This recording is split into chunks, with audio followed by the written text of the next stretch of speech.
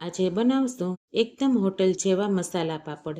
તેના માટે અડદના પાપડ, કાંદા, ટામેટાં, નાયલોન સેવ, ધાણા ભાજી, ચાટ મસાલો અને મરચું પાવડર લેશું. સૌથી પહેલા તવા પર અડદના પાપડને શેકી લેશું.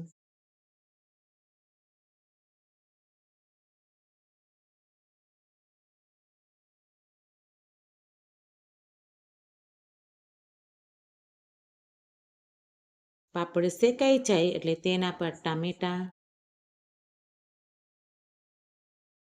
કાંદા,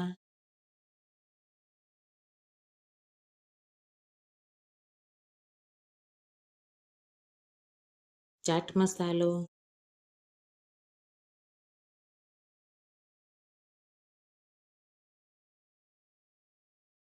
મરચું પાવડર,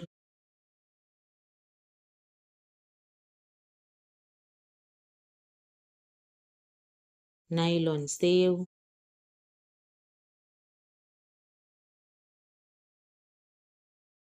અને ધાણા ભાજીથી ગાર્નિશ કરી લેશું.